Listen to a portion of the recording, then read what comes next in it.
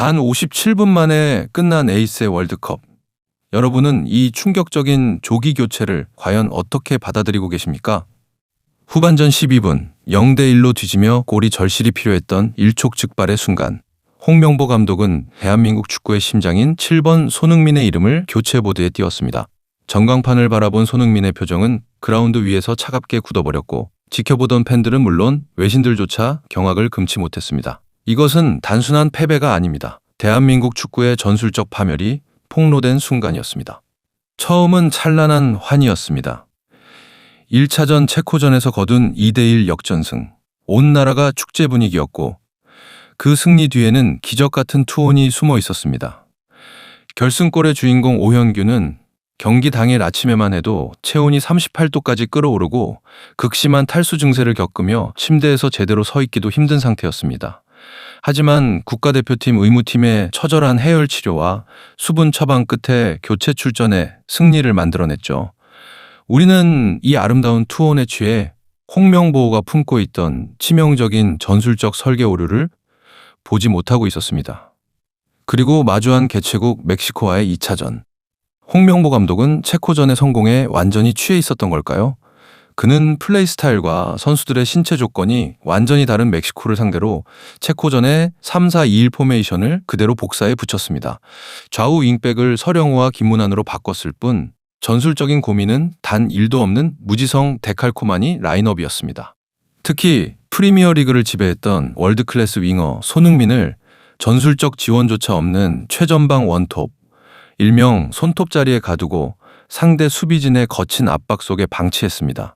손흥민은 경기 내내 단 하나의 슈팅도 때리지 못했고, 전체 볼 터치는 겨우 20여 회에 그치는 굴욕적인 지표를 남겼습니다.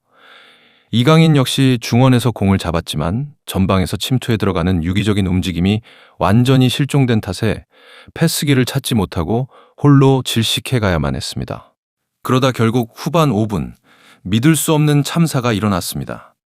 멕시코의 크로스를 처리하기 위해 나온 골키퍼 김승규가 낙하 지점을 포착하려던 수비수 이기혁과 그대로 공중에서 엉키며 충돌한 것입니다.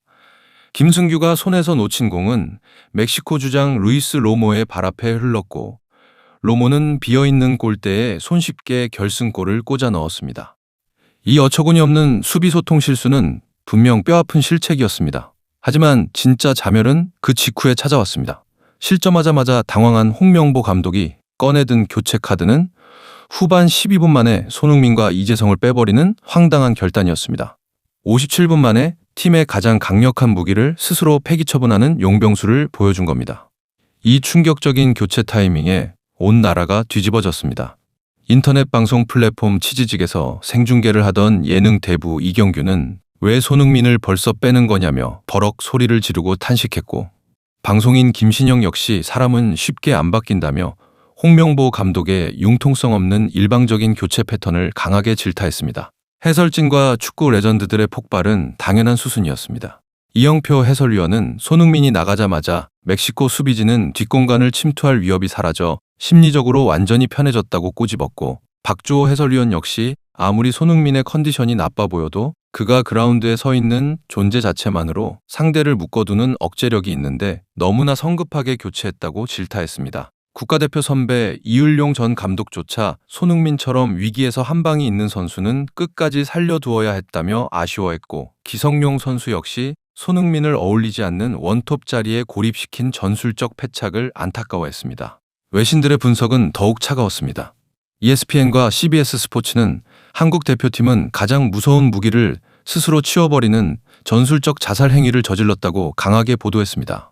실제로 손흥민이 빠진 지 몇 분 지나지 않아 멕시코 수비진은 수십 미터를 자신있게 끌어올려 우리 중원을 강하게 압박했습니다. 패스를 건넬 공간이 사라진 이강인은 철저히 가로막혔고, 한국 대표팀은 멕시코의 영리한 라인 컨트롤에 완벽히 농락당하며 무려 6번이나 오프사이드 덫에 걸렸습니다. 체코전의 전술을 무작정 베끼다 멕시코전에서 완벽한 오답 노트를 쓴 것입니다. 게다가 경기 후 온라인은 황당하고 슬픈 부작용으로 몸살을 앓았습니다. 성난 극성 축구 팬들이 실책을 저지른 수비수 이기혁의 SNS를 찾다 동명이인인 배우 이기혁의 인스타그램으로 몰려가 악플을 다는 황당한 마녀사냥이 벌어졌습니다. 골키퍼 김승규의 아내이자 모델인 김진경 또한 최근 출산의 기쁨을 담은 개인 채널에 남편을 향한 무차별적인 도 넘은 비난 댓글들이 달리자 결국 댓글창을 비공개로 닫아버리는 아픔을 겪어야 했습니다. 선수 개인의 실수가 아쉬웠던 것은 분명한 사실입니다.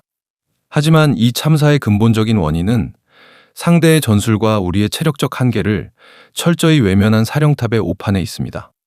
단 일주일 만에 우리는 기적 같은 첫 승리의 환희를 잃고 다시 지긋지긋한 경우의 수 계산기 앞에 섰습니다.